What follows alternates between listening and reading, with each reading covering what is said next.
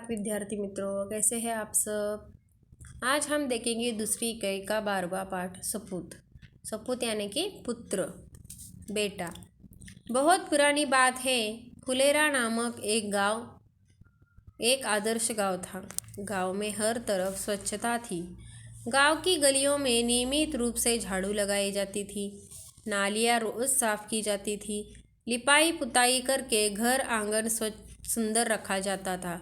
परिसर में बड़ी संख्या में पेड़ पौधे थे।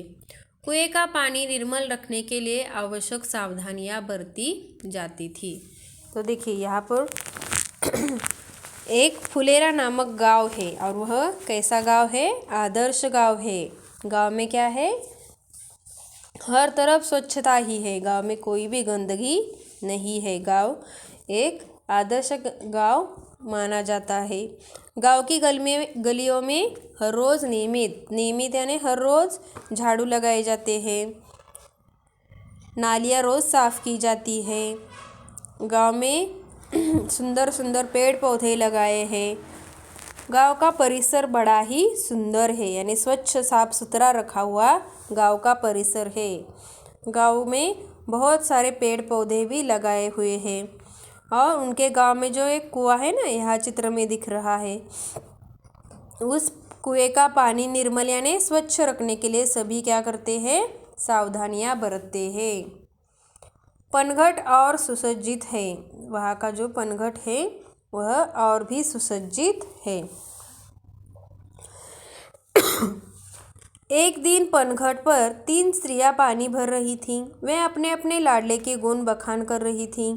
एक बोली, बहन, मेरा सपूत बड़ा विद्वान है। जब से शहर से पढ़कर आया है, चारों ओर उसकी धूम मची है। तो उसमें पनघट पर 3 स्त्रियां पानी भरने के लिए आती है और उसमें से एक सभी अपने अपने लाडलों के यानी कि बेटों के गुण बखान कर रही थी, यानी कि बात कर रही थी। अपने अपने बेटों के गुण बता रही थी, बेटों के बारे में बात कर रही थी। तो उसमें से जो पहली थी वह बोली कि देखो बहन, मेरा जो बेटा है ना, बड़ा ही विद्वान है।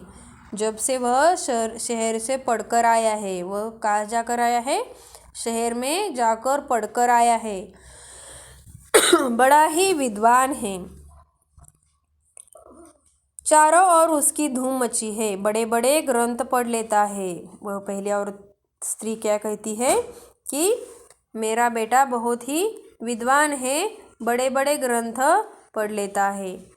आकाश के तारों को देखकर उनके नाम बता देता है। देश विदेश की सभी बातों का उसे पता है। तो क्योंकि उसे इन सब बातों का क्यों पता है?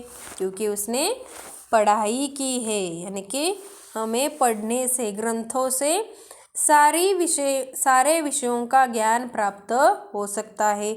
जैसे उसे आकाश के बारे में पता है, आकाश के जो तारे हैं उन तारों के नाम पता है, देश विदेश की सारी बातें पता है। लेकिन यह सब क्यों पता है उसे? क्योंकि वह पढ़ा लिखा है। यानी कि पढ़ाई के माध्यम से उसने ज्ञान प्राप्त किया है। बड़े बड़े ग्रंथ पढ़कर उसमें से उसने जानकारी हासिल की है। इसलिए वह सब कुछ जानता है कि देश विदेश की सारी बातें जानता है।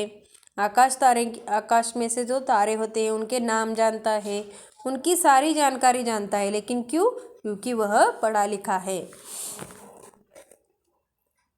दूसरी ने जोश में झट से आगे बढ़कर कहा। तो दूसरी स्त्री थी, उसने भी झट से आगे बढ़कर कहा, अरे सखी, मेरे लाल जैसा बलि तो 10-5 गाँव में देखने को भी नहीं मिलेगा।